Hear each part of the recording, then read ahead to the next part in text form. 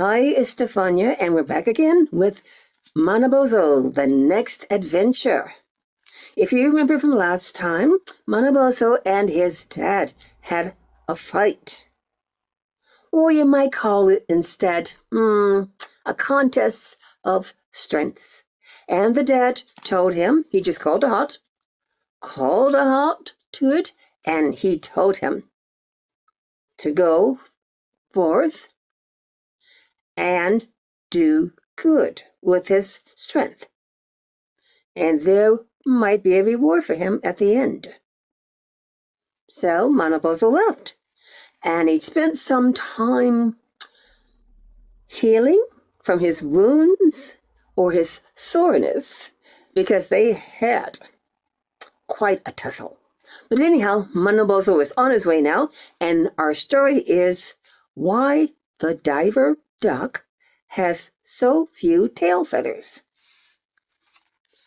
Having overcome the powerful pearl feather, killed its serpents, and escaped all its wiles and charms, the heart of Manabozho welled within him.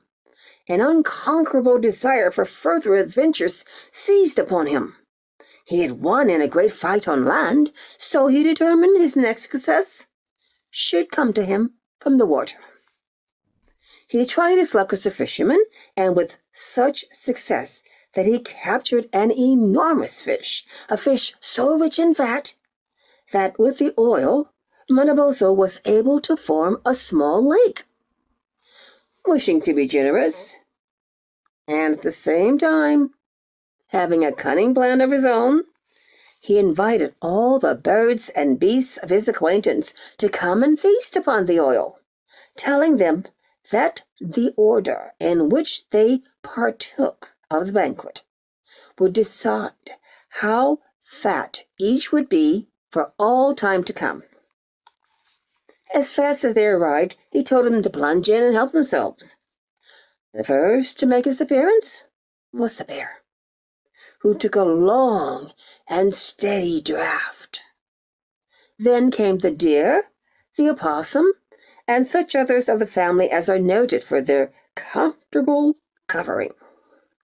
The moose and the buffalo were late in arriving on the scene, and the partridge, always lean and fresh, looked on till the supply was nearly gone.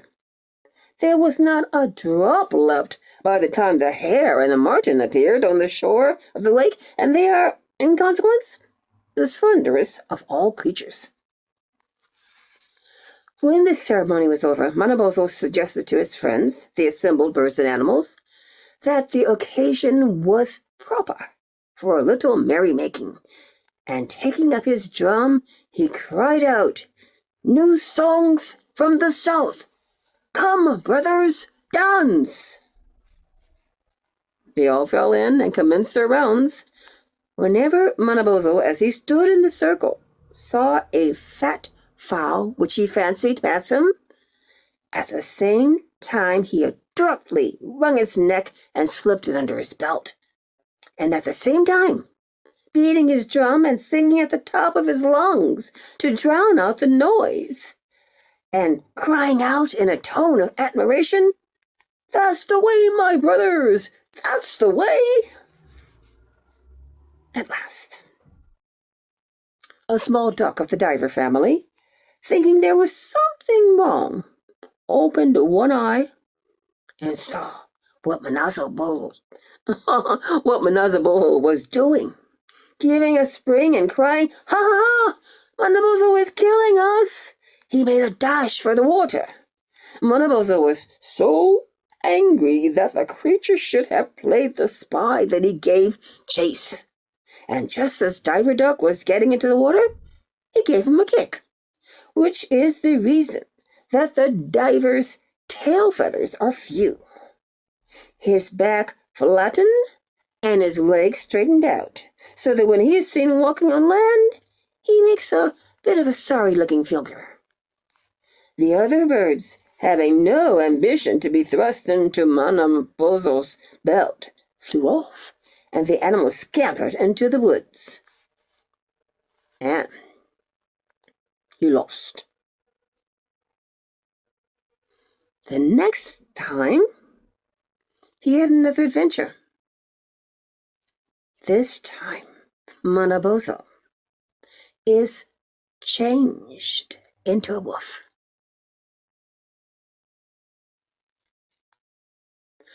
One evening, as Manabozho was walking along the shore of a great lake, weary and hungry, he met a great magician in the form of an old wolf, with 6 young ones coming toward him. The wolf no sooner caught sight of him than he told his whelps, who were close beside him, to keep out of the way of Manabozho. "For I know," he said, "that is the mischievous fellow we see yonder." The young wolves were in the act of running off when Manabozho cried out, "My grandchildren, where are you going? Stop, and I will go with you. I wish to have a little chat with your excellent father." Saying which, he advanced and greeted the old wolf, expressing himself as delighted at seeing him look so well. "Whither do you journey?" he asked. "We are looking for a good hunting ground to pass the winter," the old wolf answered. "What brings you here?" "I was looking for you," said Manabozho, "for I have a passion for the chase, brother. I always admired your family. Are you willing to change me into a wolf?" The wolf gave him a favorable answer, and he was forthwith changed into a wolf. "Well, that will do," said Manabozho.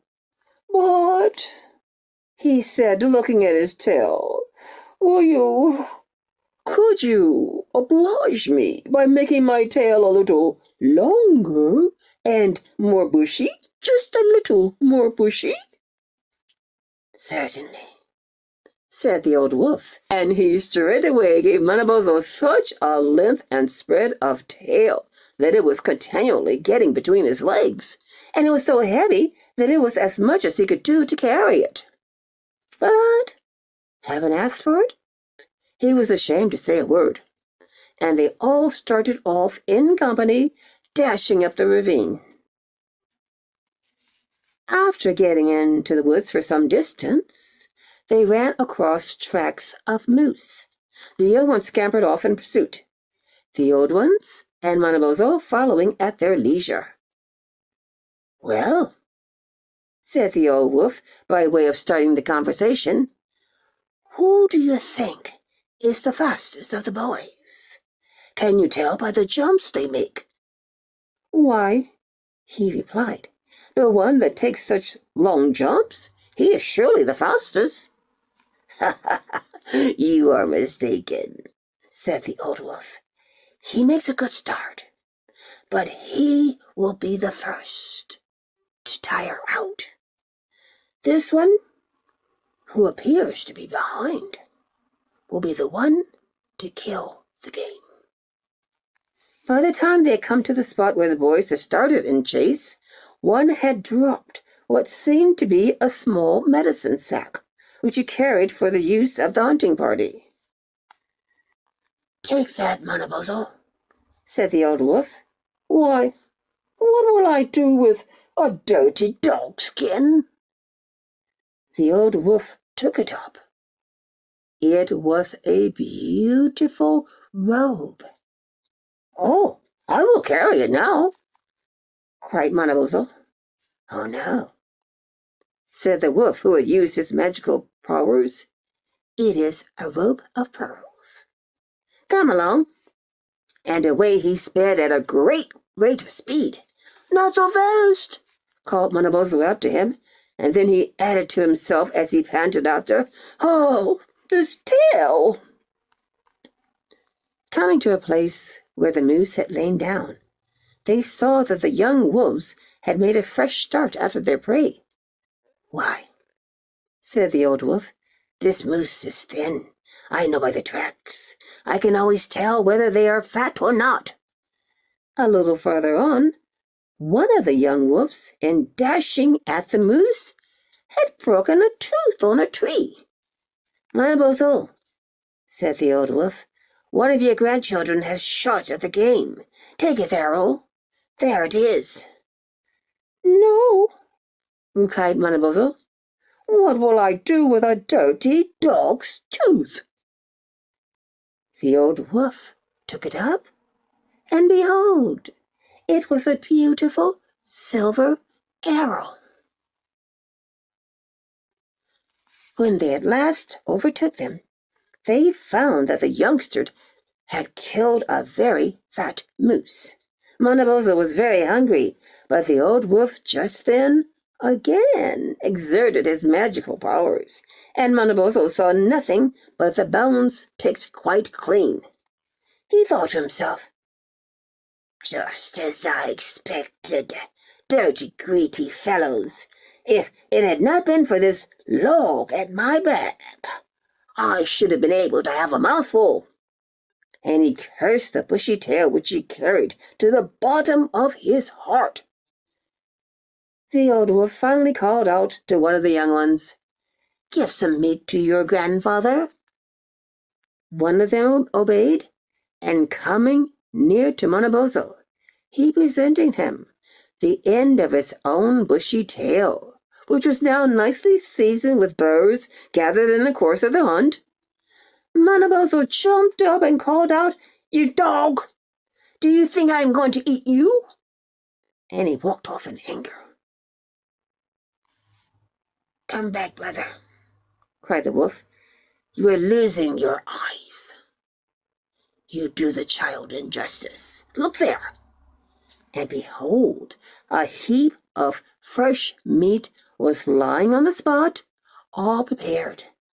Manabozho looked back, and at the sight of so much good food put on a smiling face. "Wonderful!" he cried. "How fine the meat is!" "Yes," replied the old wolf, "it is always so with us. We know our work and always get the best. It is not a long tail that makes a hunter." Manabozho bit his lip.